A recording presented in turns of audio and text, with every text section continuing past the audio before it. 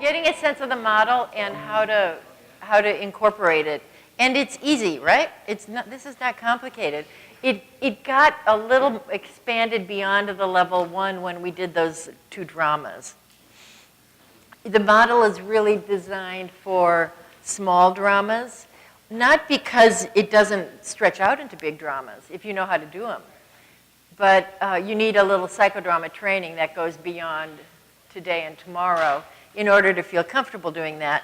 You can get psychodrama training very easily. There are a zillion regional trainers. Yeah? Is that almost inevitable that a small one might grow into a big one? Well, it certainly felt inevitable. Well, I did that with you on those empty chairs. That could have grown into a big one too, but I kept it contained. And it was still very useful. So you can keep it small and it stays very useful and you sort of discover something you didn't even know you might discover. So I think small is beautiful. Don't worry about small. But it would have been, for example, I don't know, the woman who did the stomach, you're here. That one had to grow. That one absolutely had to grow because we had all these different parts to it. And then Margaret, that one had to grow. There were too many parts to it. So yeah, that's true. To make your point, to agree. Yes. I guess I could have just said yes, but yeah, they do grow. So I guess the message is get some psychodrama training. ASGPP.org. There are trainers all around the United States. You'll get a feel for the process. You'll love it. It's really cool, wonderful stuff, and you'll feel better about using the model. However, if you want to just do the feeling floor check, you could probably do that on Monday with your group without much problem, right? That's the idea of the model. The trauma resolution is really this thing I keep talking about of, slowing it down so that the conscious mind keeping the room safe enough. And the process slows so that feelings awaken and the adult mind starts to look at what's coming up and make new sense of it, new, more mature sense of it. So you want to develop that ability to be mindful. That's just a lot of trauma resolution, coming back into the here and now. Making the then and there the here and now is a lot of trauma resolution. Just having the courage to have this stuff come up, to feel it, to articulate it and share it, that's the goal, really. That's the end game, in a sense. I mean, it's not like you resolve it and come out skipping and, happy, and it frees you up. But you do it over and over and over again. I think this notion that you do your work and then you're better, that there's a cure, is a problematic one when it comes to any kind of psychological help, because there's always something new to deal with. There's always something new. And what's the goal to be cured anyway? You want to develop emotional literacy. You want to develop the ability to talk about what you're feeling, to do it with other people, to sit and listen while somebody else does that. I mean, it's one thing to learn to talk about it. It's another thing to sit and listen to somebody else do that. And then have a dialogue. You want to learn to have the child self when there's triggered, or the triggered self, doesn't have to be child, the triggered self, talk to the adult self, or the mature self, or the non-triggered self, or if not, talk to I mean, sometimes you're too triggered, and all you can do is just say, I'm just going to take 5, I'm going to remove, do something so there's awareness around being that triggered, Any questions from today that you'd like? Yeah. Just a comment. I think one of the things that the model really does help with is if you're dealing with people that have an inability to self-regulate, is that the model itself is the regulatory piece that creates the safety, and to be in that kind of an environment really supports that in people. Would you say a little more about that? That's exactly right, and that's core. It proceeds in a slow, deliberate fashion, where there is an opportunity for very, very deep healing, without it being really scary for people. Yeah. And it can be a little fun too, right? I mean, it's really deep and into, but it can be sort of fun too. I mean, it should have a light, bubbly feeling sometimes too. And, you know, the part of the brain body that processes laughter is the same parts that process pain. So a catharsis of laughter is very healing. So if your clients are laughing in group, we laugh a lot in our groups. We double over laughing in our groups. It's so funny. So some of this is funny. Anything else? Yeah. I saw 3 years ago. I saw you for an hour because I had to leave, and it was just the floor, the feelings piece with putting down the piece of paper with the feelings. And not long after that, I was contracted to work with a family that had incredible, incredible, horrible stuff had happened. There were 5 of them in the family, and I just wrote down the feelings and put them all on the ground and just did it, just played. I mean, I didn't know what the heck I was in it too. It was magic because the children got to see the father's feelings, the mother got to see the children's feelings, they got to see the feelings they're all scared of. It was really, I did it, it was a 4-day program that I did, and I used it every morning. And then I would because I only saw it for an hour, I didn't have any of the other pieces. But it was, and it's so good seeing it in this context, and because I don't do a lot of groups, although I hope to do more groups in the next year. But I do a lot of family and addiction work. Who asked about the families earlier? Yeah, over here, right? Yeah.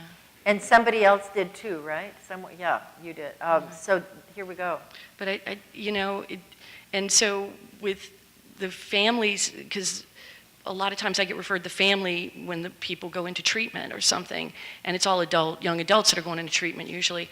And the idea of having a way to the psychoeducation piece, because that was always, to me, one of the failures in some of the early therapies too, the assumption that, people have all they need, sort of, but if they didn't get it, they've got to at least have a frame. And so the piece of being able to teach the family in like a way of equanimity or, in the whole thing, it was just really something. So it's nicer to see it, for me, in this bigger frame. So apropos of that, when I was young, and my father went to treatment when I was 12, and the belief then was that treat the alcoholic and get them sober and everything would be fine. And nothing could be further from the truth.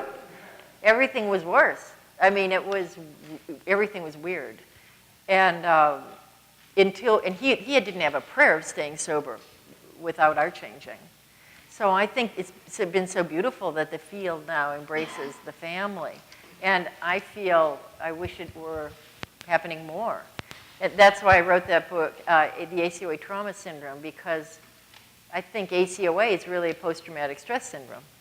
When we were all ACoAs, we were coming out of the woodwork with pain and all of this stuff. It was pain experienced in childhood that was manifesting in adulthood. So the model, the different pieces of it. Hey, we could do a guided imagery. Would you like to do that? Tara, do we have that way to play the guided imagery? This is the Emotional Sobriety Workbook. I did a workbook specifically to go with the model, but everybody still bought this one instead of that. So I think I made this one the one that goes with the model officially, because it's a better workbook. And emotional sobriety, I don't have a copy of my book. Yes, I do.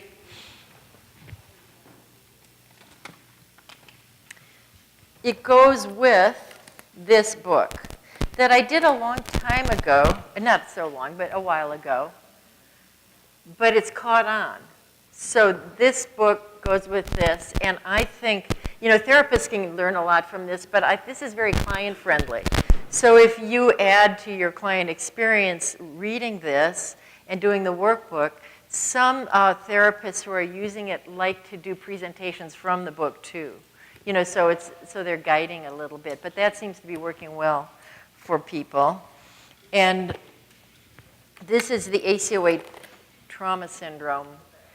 It doesn't necessarily go with the model, but this is more challenging to read, I'd say. So as a therapist or an ACoA, for ACoAs really, ACoAs love it because it talks about how painful it is. It hits it, yeah. Nancy thinks it's my best. Thanks. Anyway, it's very readable, but it's very real. It really talks about how painful it is. It's just really terrible to grow up with somebody who changes shapes in front of your eyes every 24 or 48 or 72 hours or 2 or 3 weeks. It's frightening. It's terrifying. You're powerless. You're stuck. You're at the low end of the totem pole, and the family is being swung around by a drug that you don't even know is in it.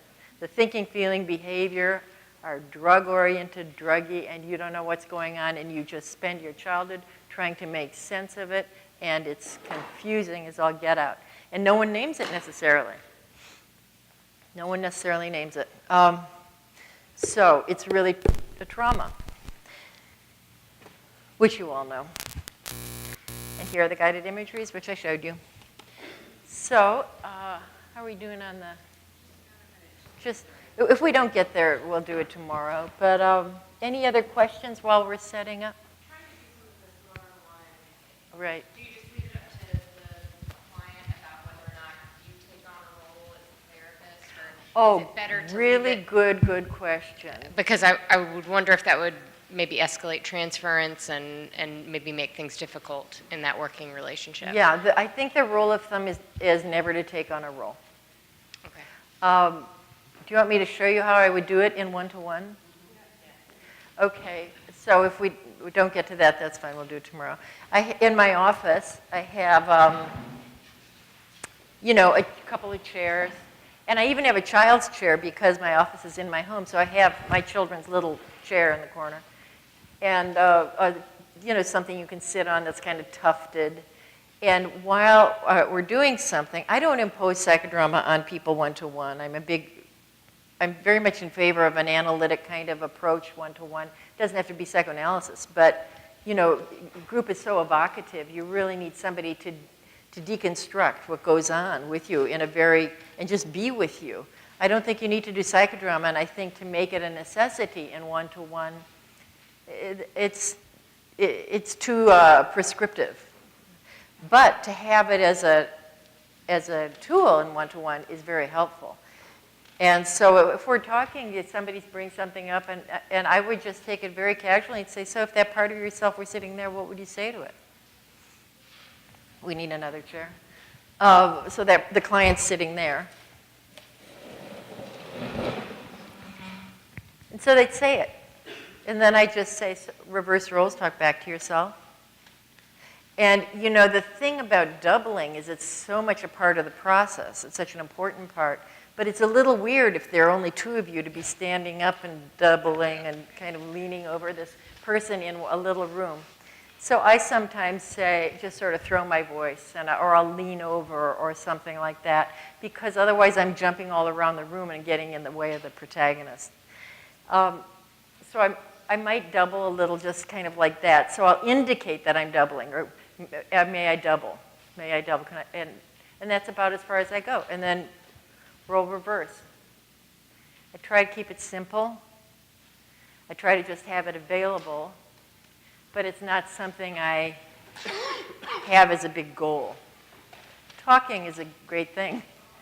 Talking is a great goal. Yeah. In a group, how do you explain double? May I finish that? I'm so sorry. So the transference issue, even when you double, when you double for the protagonist or the protagonist in role reversal, not the other role. So not only do you not take the role of the client's mother, you don't even double for the role of the client's mother. You wait till the protagonist is sitting in the chair playing their mother, and you double then. Does that make sense? And then you stay much more clear of the transference. If somebody's got a ton of transference towards you in a group or in one-to-one, sometimes I say, so what do you want to say to Tian?